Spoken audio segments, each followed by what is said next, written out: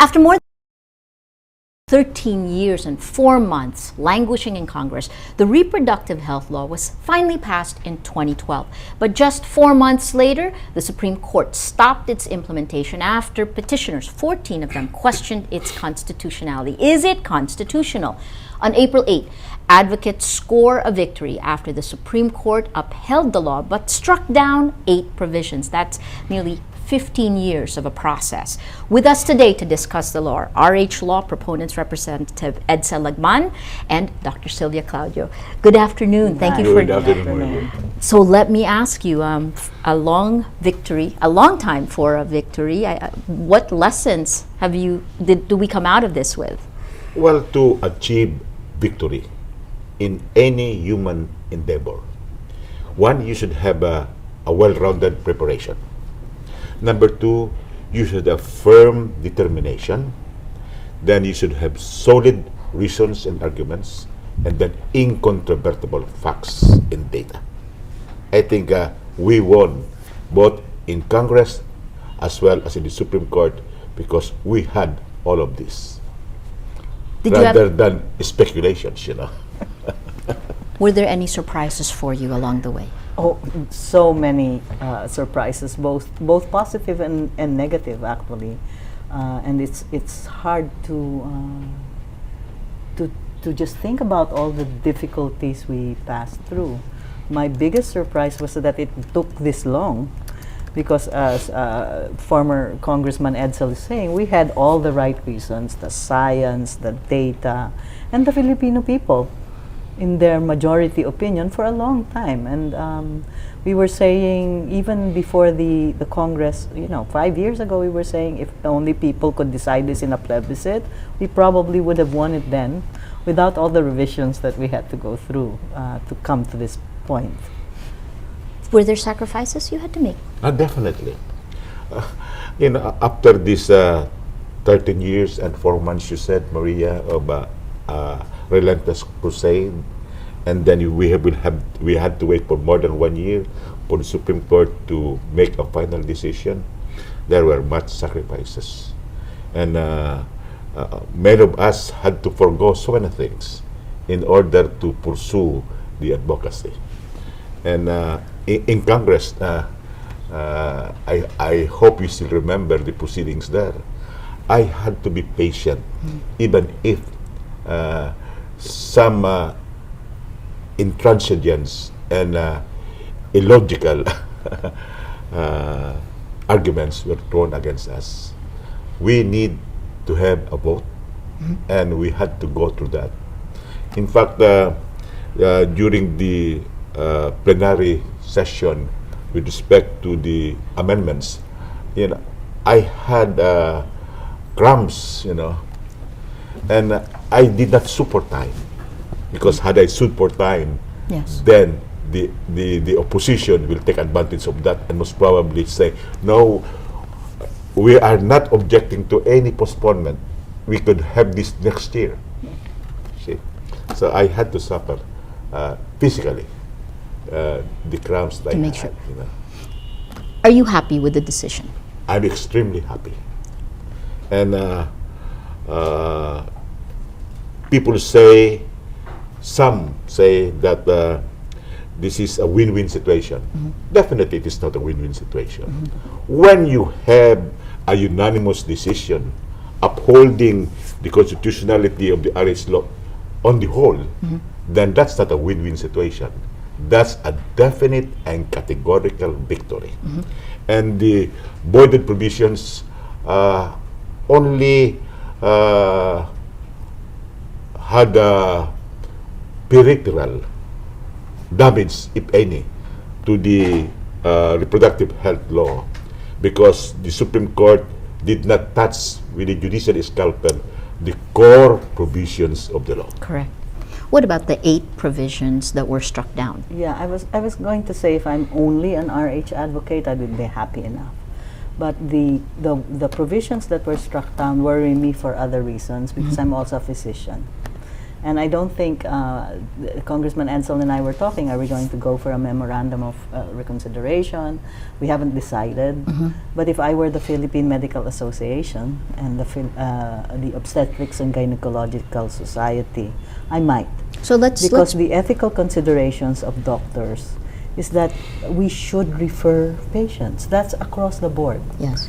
And that's part of your oath as a medical professional. We are not like ordinary citizens that can allow our personal, political, and religious beliefs to get in the way of our patients' well-being.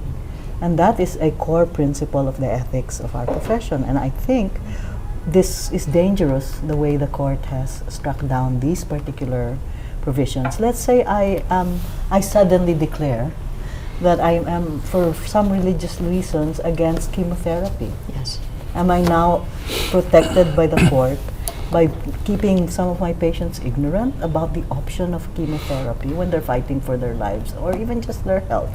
So this is, to me, very problematic, especially because what was struck down was referral to reproductive health services, not contraceptives. Correct. The whole range. Right. Sexual abuse, Yes. reproductive tract infections, infertility treatment. So I'm not quite clear. This is what's making me nervous, because the other way has actually happened. This physician who refuses to give information is actually imposing his or her religious beliefs on the patient, who needs to know this information in order for his or her religious beliefs to be thought of and taken fully. And the danger in that, like if it were in the United States, for example, you would, as a doctor, you could be open to malpractice suits for If you things did like this. not give this information. Yes. But let me give you an example that even the pro-life would like.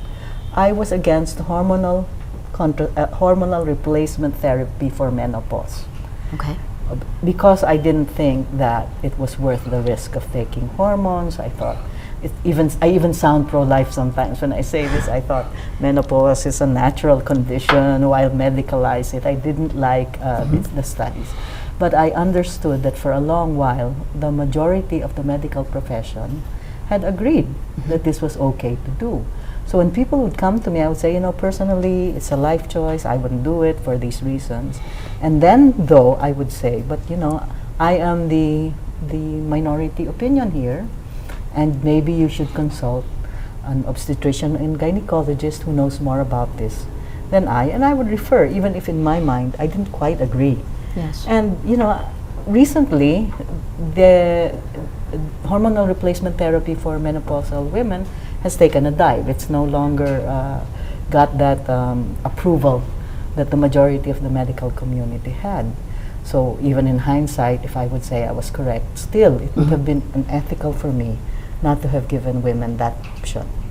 In many ways, a doctor is like God in these types of situations. Yes, and right? so you shouldn't act like one with that power, because you aren't. Right. Yeah. Congressman Lagman, this is a question coming in from Ruven Serrano on Twitter. Ano po yung next step sa mga provisions na naalis sa RH law? So coming off of what Sylvia was saying, may appeal ba na gagawin? Well, before I answer that, let me say that we should not be fascinated with exceptions. Okay. That's a good And caveat, sure. And we should be able to appreciate the general rule. You want to celebrate the victory And first. the general rule is the RH law has been declared constitutional. Okay. And there are only some provisions which were voided. And the voided provisions were for exceptional circumstances. Yes. Like, for example, consensus objection. Yeah. Despite the fact that many health providers are Catholics, Yes. majority of them are Yes. RH advocates. So very few would be consensus objectors. And consensus objection is not an absolute license to violate the law. When you invoke that, you should be in good faith. Interesting. And then, with respect to the referral requirement, you don't, according to the Supreme Court, consensus objectors do not have to refer to another facility, one who is seeking health care or reproductive health care. But people will not wait for a referral. On their own, they are going to seek another healthcare provider. So what do we do with the exceptions? Yes. With the provisions voided? Well, the offhand people would say you file a motion for reconsideration. Will you? Well, we have not decided on that. Okay. And if we don't file, the message is, these exceptions do not in any way diminish the import and efficacy of the reproductive health law, and they will not deter its full implementation. So let me ask about the implementation then. I mean, again, do you expect the Catholic Church to actually step back, or will there be problems in implementation? Well, in the first place, I'm sure the anti-RH forces will file a motion for reconsideration. Okay. But this is a unanimous court, and it would be hardly possible for the RH forces to convince 8 justices to change their position. So a motion for reconsideration on the part of the petitioners would be practically doomed. Okay. But on the part of the RH advocates, I think We have a better we chance have a if we better decide. chance, because there were dissenting opinions. All we have to do is to get more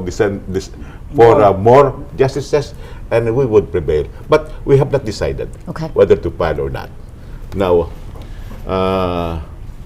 in the implementation, I think the Supreme Court decision declaring the law constitutional is a challenge both to the executive and to Congress. To the executive, for the executive to fully and faithfully implement the law, and for Congress to give appropriate funding in order that reproductive health programs and activities will be able to be implemented fully, and then also for Congress to resist all attempts to repeal the law or weaken the law. So I think these are the two fronts Yes. where we will have to face the challenges. But what's interesting is that the sections that were struck down had to do with punitive measures in case someone on the ground doesn't implement the law. So the punitive measures have been taken away. How do you, what challenges do you see? Speaking now as a physician and also someone who teaches and practices development work and studies, what the 15 years has allowed us to do actually is to mobilize the public. And once a public is mobilized to know their rights, then that's your strongest method of ensuring that implementation will happen. Now, we have very clear cases of how that public has been mobilized. The Alabang barangay order, which before this law was passed, was put down to ban contraceptives, something that Lito Atienza had done in Manila. They were trying to replicate it. They couldn't do it anymore. They were rallied, people were there. They had to step back on that.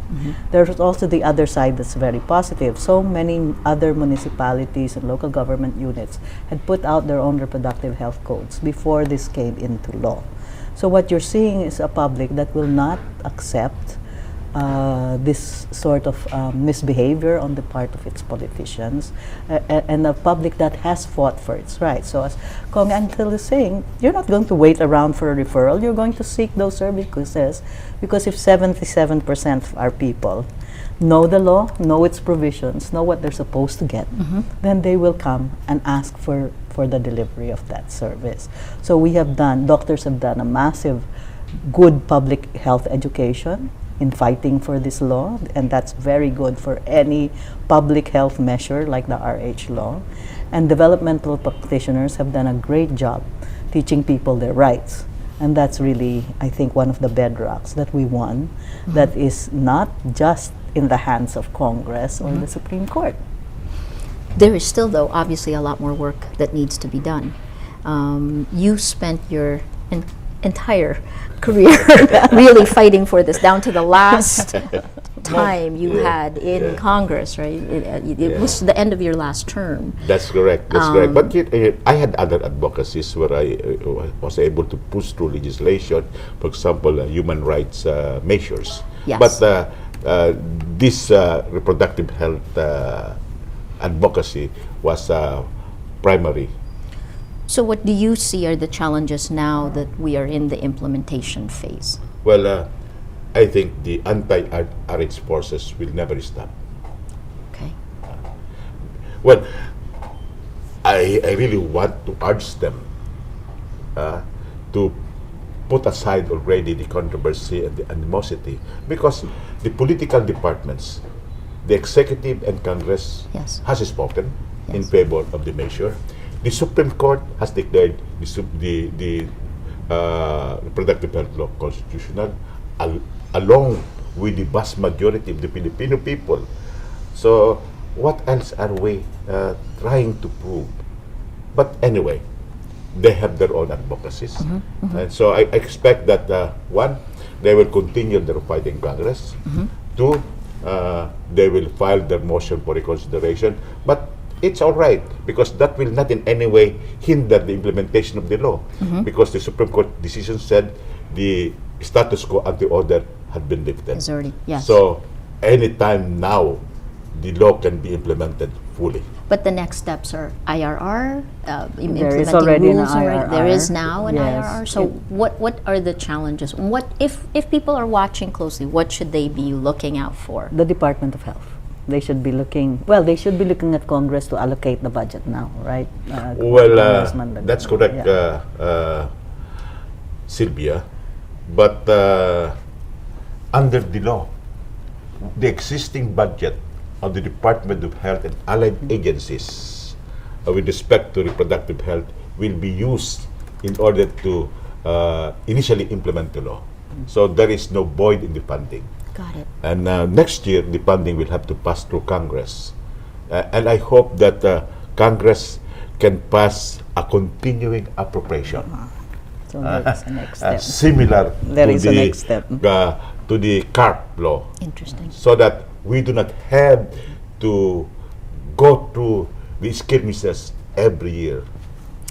At Kid Kilates on Twitter is asking, what do you think about the claims of the anti-RH group that it was they, in fact, who won? I don't know. I was saying, Maria, that one of my metrics is very simple. After every important event in this 15-year struggle, I would go to the websites of the anti-RH people, visit the Facebook pages of their leading spokespersons. Not because I want to gloat, for example, now.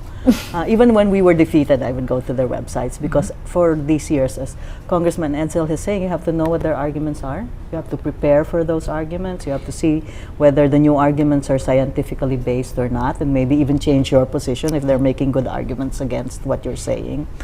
And I noticed, first of all, that the celebratory remarks were about equal in number to the sad ones. And secondly, after a while, there was silence. It became boring to do what some people would call oppositional research, right? Yes, yes. And if you go to the sites of the RH advocates, we're like patting each other on the back, Facebook liking, and so I think if it's just from the reaction of the advocates themselves, and what we're getting from the public, who are also quite upset with some of the justices Yes. who struck down the law. I think it really is that we have a victory, if that's one of the metrics you're Yes. going to lose. But I'll go back to what Congressman Edcel and I have been saying. Nothing that the Supreme Court struck down will prevent the full implementation of RH programs. Nothing. Well, let me just follow up. The core provisions are untouched. Okay. One, government's mandate to provide free access Yes. to the marginalized of this family planning information, services, and supplies. Two, the Philippine National Drug Formulary is still there, and that includes hormonal contraceptives, injectables, IUDs, and all legal, safe, and effective non-abortive patient family planning commodities. Then there is the provision, and this is important, for the authorizing the Department of Health to procure family planning products and supplies for distribution to LGUs. Yeah. And that's important, really. And of course, there is the reproductive health education under Section 14, which is untouched. Yep. Yes. And then we have the provision for national awareness program, a nationwide media campaign to promote and protect the reproductive health processes. And then also, the local government units have been mandated to help implement the law. So all of this were not touched by court. the Supreme Court. And what were voided were, as I've said again, were on exceptional circumstances. For example, spousal consent. Most couples Spouses, yeah. would discuss first Yes. whether one should should have a vasectomy Yes. or ligation. Yes. Particularly so when it is medically recommended, Yes. or they have already children. Yes. So what remains in the disagreement would be the exceptions. Yes. And let me tell you, Maria, that if a woman gets allegation without the consent of the husband, that's an accomplished fact. Yeah. Eh? Yeah. You know, and Yeah. she is not penalized under the law. Okay. And if a physician goes through the procedure, he is not penalized by the law. Yes. So, what are we afraid of? You know? I think there's just some fundamental implicit assumptions in some of the decisions, in the ones that were struck down. That's interesting to debate. What is important is what was not struck down in the penal provisions in the prohibited Which is? acts. For example, any healthcare provider, Yeah. whether public or private, who withholds deliberately, knowingly information, or gives incorrect information or misinformation is punishable. That is not that has not been struck down by the I law. see. Any public official, for example, who would withhold, would not allocate budget for reproductive health would be punishable. Okay. Because what was struck down was only a small provision Of that clause. particular provision of that particular section with respect to not supporting Yes. the RH program or not implementing the RH law. So let me ask you, now that this national debate has been decided, do you see it playing out in smaller pitched battles at local levels? I think the genius of this law was that it was really based on what we were seeing on the ground. What we were seeing on the ground is that a lot of people wanted to give reproductive health Okay. services.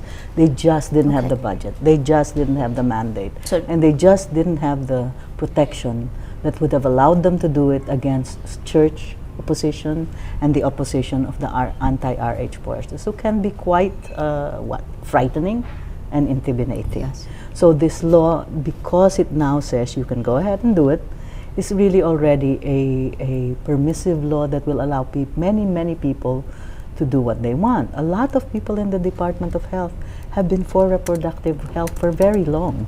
In fact, during the time of the Atienza ban, if you talk to the people there in Department of Health and even in the City of Manila Health Office, they were saying that they didn't like this ban. They just had to obey it. Yes. So now you have, so I'm not seeing the implementation to be problematic. The majority of health professionals, whether it's the Philippines, the doctors, the obstetricians, the gynecologists, the nurses, and many of the professional societies have already sent in long before their endorsements of this law. So I think it's not going to be too In other difficult. words, the bureaucratic infrastructure is in place. Is there? And now we have the legal infrastructure to support the bureaucracy. And but more than that, the beneficiaries are there and they are willing to accept options on family planning. Surveys, both government and non-government, would show that poor women Yes. would like to limit the number of their children, but they do not have any access Ability to do it. to information and services. Yes. Now, the government is mandated to precisely give that requisite information and services. So one of the claims of the pro-RH groups was that maternal mortality rates will go down. Do you think we'll see significant changes in a lot of these things? If we're able to implement properly. That I don't see it as a pitched battle. I think it's going to be implementable, but there's still a lot of work that has to be done. And this is when we shift our eyes from Congress and the executive and look particularly at the Department of Health. Not in an adversarial way, but we should be ready to help the Department of Health now implement this program. Fascinating. I gotta throw you a question from Facebook. This is from Manolo Kamalhanan Villasan. Is there a sustainability measure with regards to this law? Meaning, will it alleviate poverty in our country? Well, that's not instant, but eventually it would, because this law is not a population control measure. Yes. Yeah, it is a health measure. Yes. To protect the health of women, mothers, children, adolescents, and infants. It is a human rights law or measure because it would guarantee the right of parents, women, and couples to fully, freely, and responsibly decide the number and the spacing of their children. It is also an anti-poverty program, as well as a veritable agenda for sustainable human development. So eventually, the full implementation of the law would help our economy perk up, and we would be able to achieve sustainable development. But Maria, let me just add that if this law did not at all have anything to do with poverty, but merely gave couples the right to choose the number of children they wanted, and gave women the chance to be able to regulate their fertility so that they can take care of themselves and their families in ways that they find suitable based on their own moral and religious beliefs. If that was all this law was for, and not even an anti-poverty law, it would be good enough. A lot of us are very upset about what you're viewing women as, that you could ask us to sacrifice ourselves as long as, it's important that women's health, women's bodies are saved regardless. But that's just an argument, because the truth is the link between women's well-being and national development is clear in so many development studies. So it's not a black and white argument, as our anti-RH forces seem to say. The silly argument that we would rather have schools than contraceptives. It's as if you can't have both. When you can. Yeah. Actually, this is what this law is also saying. You can have both, and you should have both. Last two questions here is the pitfalls for implementation now. What do you both see? What should we be? You said the DOH, but what are possible pitfalls ahead? Well, in Congress, where funding will have to be approved, then the pitfall there would be some dilatory maneuvers by anti-RH forces to derail the approval of a budget. That's why, while it is still opportune because of the unanimity of the Supreme Court, I think we should be able to enact a law which would give continuing appropriation to the reproductive health program of the government. Then another pitfall most probably would be in the local government units, because there could be some executives, local executives, who might try to invoke their right not to implement the law. Because there is one part that was struck down that could be invoked that way, right? That's correct. Depending on interpretation. That's correct. Then, but on the whole, this is more the exception than the rule, because government functionaries would obey the law, consistent with their oath of office. So, and I think NGOs now would play a very important role in watchdogging that and monitoring and watching the implementers particularly in the local government units, with respect to some minority views. But Maria, let me make a pitch for my next advocacy. Please. Universal health care. That's a the wonderful big advocacy. pitfall really is Yeah. that there is so much that needs to be done Yes. for our healthcare system. We had tried to work only on women's health because we thought that was the most neglected of many neglects. But now that that's in place and there's a possibility of pushing that, you can't have part improvement in one and not improve the entire healthcare system. Yes. So we're still needing to put more money into our healthcare The system, social safety build net. more, Yeah. build the social safety net, increase coverage, ensure standards, make sure that the most remote barangay has healthcare facilities that are adequate and accessible. And that's not just reproductive health. In fact, the success of the reproductive health program will be riding on the success of the more general improvement of healthcare services for every Filipino. So there's a next big step here that I'm glad we might be able to take now that this is done. Fantastic. Let me ask you your last thoughts, and just offhand, right? We've gone through a very difficult battle coming in. We're at the precipice of implementation. You have society that was divided. I guess looking forward now, steps ahead, what does this show about our society? Your final thoughts on this? Well, I think as far as the RH law is concerned, the society was not divided. That's interesting. Much, you know. Yes, 77%. Yeah, is according to- 77%. Yes. It's not a divided. great division, you know. It's in fact it's overwhelming, you know. Yes. Then 84% saying that government should spend money, public funds, to procure and distribute the contraceptives and other reproductive health products. That's not a division.